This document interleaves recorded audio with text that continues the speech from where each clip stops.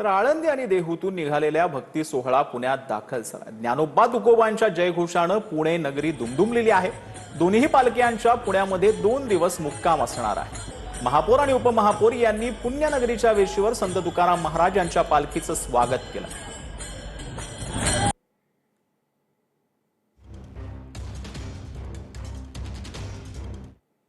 तर आषाढी वारी निमित्त पुण्यामध्ये दाखल होणाऱ्या वारकरी बांधवांच्या सेवेसाठी अनेक हात पुढे सरसावत असतात।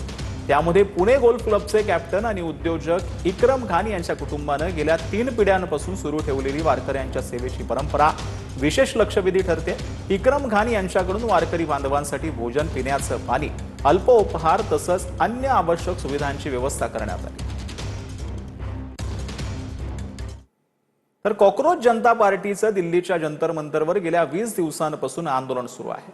आंदोलक विद्यार्थ्यांना निवाऱ्यासाठी टेंट लावू द्या अशी मागणी अभिजित दिपकेंनी पोलिसांकडे केली।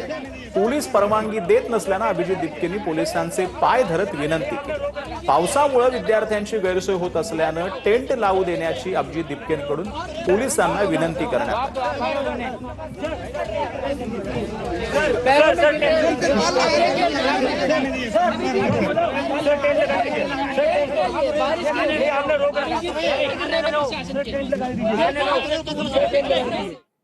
तर लोणावळा कर्जत मार्गावरती भूस्खलनामुळे तात्पुरत्या कालावधीसाठी रेल्वे गाड्या रद्द करण्यात आल्या। उद्यापासून 17 तारखेपर्यंत दररोज धावणाऱ्या गाड्या रद्द करण्यात आल्या। अपडेटसाठी NTES या ॲप वापरण्याचं आवाहन रेल्वेकडून करण्यात आलेलं आहे।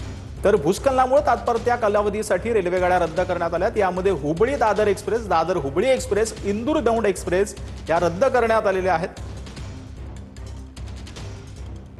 Daund Indore express, CSMT Hyderabad express, Hyderabad CSMT express या गाड्या रद्द करण्यात आल्या। तर Pune CSMT Deccan Queen, CSMT Pune Deccan Queen, CSMT Pune Deccan express या गाड्या रद्द करण्यात आलेल्या आहेत।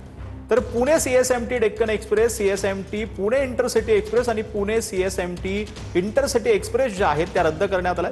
तर CSMT Chennai Egmore superfast mail, त्यानंतरला Chennai Egmore CSMT superfast mail देखील रद्द करण्यात आलेली आहे।